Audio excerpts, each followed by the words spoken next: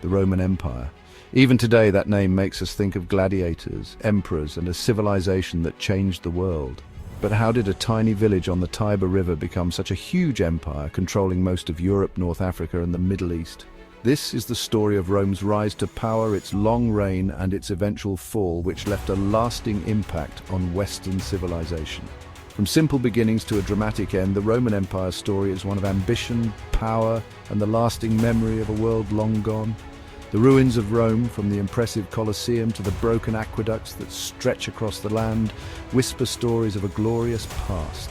These ruins show us how clever, ambitious, and sometimes cruel the Roman people were. At its peak, the Roman Empire stretched from the foggy shores of Britain to the sunny sands of Syria. We still see its influence today in our laws, languages, art, and buildings. This video will explore the main reasons why this amazing civilization rose to power and why it eventually fell. We'll look at the strong military that helped it grow, the political games that brought both order and chaos, and the money matters that both supported and eventually weakened its power. Come with us as we travel back in time to discover the secrets of the Roman Empire, a civilization that still shapes our world today. Our story begins in the 700 BC in the hills of central Italy. Rome, a small village of farmers and shepherds, started along the Tiber River. The legend says twin brothers, Romulus and Remus, raised by a wolf, founded the city in 753 BC. The legend is a good story, but in reality Rome grew slowly over time. Rome changed from a monarchy to a republic in 509 BC, a really important moment. The Romans created a government with elected officials and a senate to give advice. This system, while not perfect, helped keep things stable and allowed Rome to grow.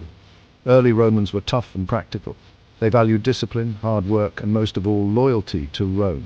Their army, made up of ordinary citizens, was surprisingly good at fighting, driven by a sense of duty and the promise of land. Little by little, through winning battles and making alliances, Rome expanded across Italy. By the 300 BC, Rome was the strongest power in central Italy. But they wanted more. They were on a path to clash with another powerful empire across the Mediterranean Sea, the rich and mighty Carthage. This fight would decide who controlled the Mediterranean. The Roman army was famous for its discipline, organization, and never-give-up attitude. It played a huge role in the empire's growth. Unlike other city-states, Rome had a professional army. They trained constantly, practiced complex formations, and followed strict rules. The main part of the Roman army was the legion, usually about 5,000 heavily armed foot soldiers. These legions were split into smaller groups called cohorts and centuries, which made them flexible in battle. Roman soldiers, often farmers and citizens during peacetime, became strong warriors when needed, loyal to Rome because of their shared hardships and the promise of glory. As Rome expanded, it fought many enemies, from the Gauls in northern Italy to the fierce tribes of Hispania, which is modern-day Spain. But the Roman army, with its superior supplies, engineering, and practical approach to war, usually won. A very important part of Rome's early military history was the Punic Wars, from 264 to 146 BC. These wars were against Carthage, a powerful empire in North Africa. The Punic Wars were huge, with epic battles on land and sea, and they decided who would control the Western Mediterranean. The Roman Republic, built on conquest, faced new problems as it became bigger and more powerful. The success of the Roman legions actually created new challenges. Lots of wealth came to Rome from conquered lands, making the rich richer and the poor poorer. Many slaves were brought to Rome after successful wars, which meant small farmers lost their jobs, creating a growing lower class. Political corruption got worse, with powerful people using their wealth to cheat the system. The Roman Senate, once a symbol of wisdom and stability, became divided. Powerful generals, returning from war with their loyal armies, began to challenge the Senate. The Roman Republic, once a model of good citizenship, was close to falling apart. This chaotic time saw the rise of Julius Caesar, a brilliant general, politician, and writer who would change Roman history forever. Caesar's military victories in Gaul, modern-day France, made Rome even bigger and richer, but his growing power made his rivals in Rome nervous. Julius Caesar's rise to power was a major turning point. He was a skilled general and a clever politician, and his wins in Gaul made him very popular with the people. His loyal legions would follow him anywhere. In 49 BC, Caesar crossed the Rubicon River with his army, which he was forbidden to do. This was basically a declaration of war against the Senate and his enemies. It started a bloody civil war in Rome. Caesar won the civil war, but his victory was short. Some senators, afraid of his power, assassinated him on March 15th, 44 BC. They hoped to save the Republic, but they actually sped up its end. Caesar's death led to more civil wars. From this chaos came Octavian, Caesar's adopted son and heir. Octavian, later known as Augustus, was smart and calculating. He defeated his rivals and took control. In 27 BC, the Senate gave him the title Augustus, meaning revered one, and this marked the start of the Roman Empire. Augustus's reign began a time of amazing peace and wealth around the Mediterranean called the Pax Romana, which means Roman peace in Latin. For 200 years, the Roman Empire enjoyed stability, growth, and a flourishing of culture.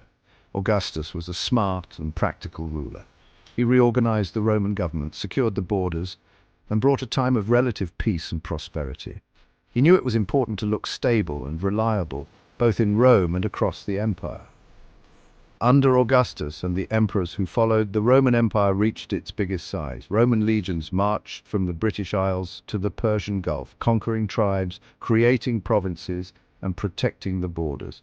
Roman law, engineering, and culture spread everywhere, leaving a lasting impact. The Pax Romana saw amazing buildings being built, like the Colosseum, the Pantheon, and many aqueducts and roads across the empire. Roman literature flourished, with poets like Virgil and Ovid writing works that would inspire people for centuries. It truly seemed like Rome would last forever. But even during the Pax Romana, problems were starting to appear in the seemingly perfect Roman Empire. The things that made it strong military expansion, central power, and lots of wealth also led to its downfall. Political instability, a constant problem in Roman history, became worse, especially in the later years.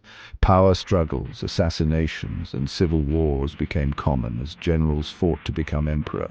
The Praetorian Guard, the emperor's personal bodyguards, often interfered in these power struggles, making things even more unstable. The empire also had money problems. Constant wars and expensive public projects drained the treasury, prices went up, and Roman money lost its value. Heavy taxes, needed to support the army and government, hurt the people, especially small farmers and merchants. Meanwhile, new dangers appeared outside the empire. Germanic tribes, pushed by other migrating people and attracted by Rome's wealth, started to push harder on the empire's borders. The Roman army, spread too thin and weakened by infighting, struggled to hold them back. In the 400s AD, the Western Roman Empire fell.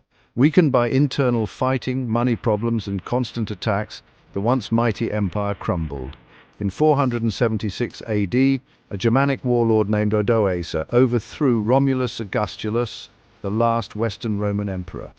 The Western Roman Empire fell, but Roman influence continued. The Eastern Roman Empire, based in Constantinople, lasted another 1,000 years, keeping Roman law, culture, and traditions alive. The legacy of the Roman Empire is still with us today. Roman law is the foundation of legal systems in many countries. Latin, the language of ancient Rome, influenced many modern languages. Roman architecture, engineering, and art still inspire us. The Roman Empire's story, its rise and fall, teaches us important lessons about power, the complexities of civilization, and the lasting impact of the past. When we look at the ruins of Rome, we remember that empires can be fragile, but human creativity, ambition, and resilience are powerful and enduring. What can we learn from Rome's successes and failures? How can their story help us understand our own times?